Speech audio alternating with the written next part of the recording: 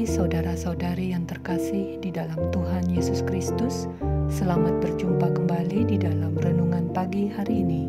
Sebelum kita membaca dan merenungkan firman Tuhan, marilah kita bersama-sama mempersiapkan hati dan pikiran kita dan memohon tuntunan Roh Kudus. Mari kita berdoa. Bapa Sorgawi, terima kasih untuk hari baru ini.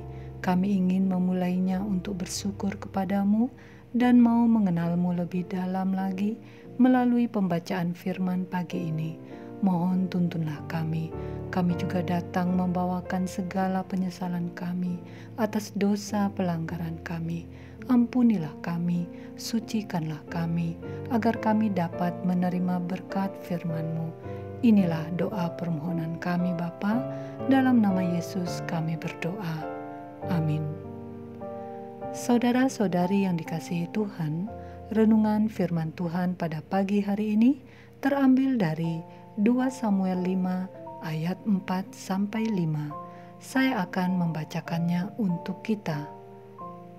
Daud berumur 30 tahun pada waktu ia menjadi raja. 40 tahun lamanya ia memerintah. Di Hebron ia memerintah atas Yehuda 7 tahun 6 bulan. Dan di Yerusalem ia memerintah 33 tahun atas seluruh Israel dan Yehuda. Saudara-saudariku yang terkasih, judul renungan pada pagi hari ini adalah Menjalani Proses Menuju Sukses.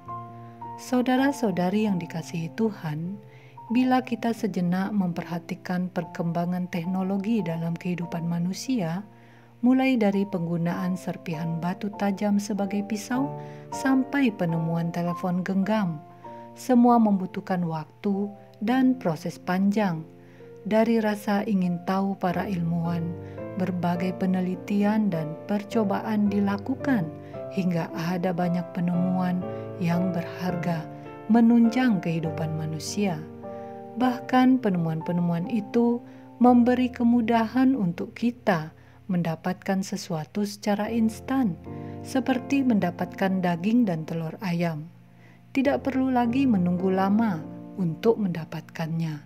Namun, apakah kualitasnya lebih baik?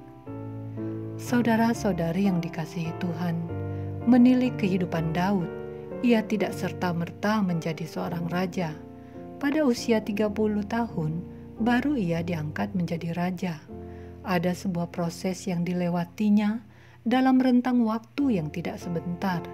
Ia melewati berbagai tantangan hidup, mengalami banyak peristiwa yang membentuk karakter dirinya. Ia telah diurapi di usia muda oleh Samuel dengan tuntunan Allah. Ia yang kesehariannya mengembala kambing domba ayahnya, berpengalaman melindungi kambing domba dari serangan binatang buas. Ia yang masih muda kemerah-merahan, mengalahkan Goliat, pendekar orang Filistin yang meremehkan posturnya. Ia yang pandai main kecapi, menghibur Raja Saul yang sedang gelisah. Ia juga menjadi pemimpin tentara Saul. Ia yang dibenci Raja Saul, memilih hidup sebagai pelarian. Ia tidak menyerang balik, bahkan ia tidak mau membunuh Saul dikala memiliki kesempatan. Karena ia begitu menghormati Saul sebagai orang yang diurapi Allah. Ia meratapi dan memberikan penghormatan kepada Saul dan anaknya Jonathan saat mereka telah mati. Perjalanan hidup Daud yang menarik untuk dipelajari dan diteladani. Saudara-saudari yang dikasihi Tuhan, banyak orang ingin menjadi raja-raja dalam berbagai hal seperti Daud, dengan melewati proses instan seperti ayam dan telur tadi. Keinginan itu tentu saja tidak salah, tetapi apalah artinya jika kita menjadi raja-raja yang rapuh karena tidak melewati proses pematangan yang benar? Kekuasaan kita tidak akan bertahan lama, mudah retak diterpa badai.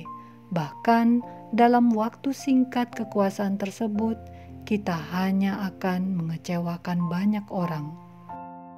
Saudara-saudari yang dikasihi Tuhan, mungkin ada di antara kita yang selalu gagal dan menghadapi persoalan tak henti dalam hidupnya.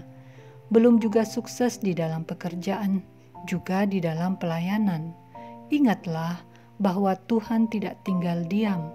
Ia sedang mempersiapkan kita menjadi pribadi yang cakap, kuat, dan tahan uji.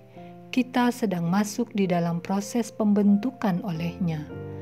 Lihatlah perjalanan hidup Daud yang akhirnya sukses menjadi raja, memimpin rakyat Israel.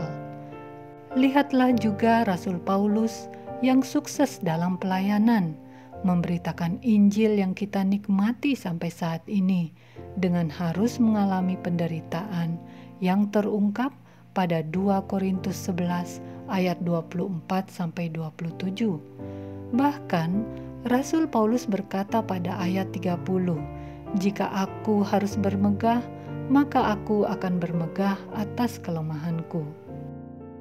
Saudara-saudari yang dikasihi Tuhan, walau lama dan tidak mudah, kita memang harus menjalani sebuah proses yang benar untuk mendapatkan hasil yang benar pula.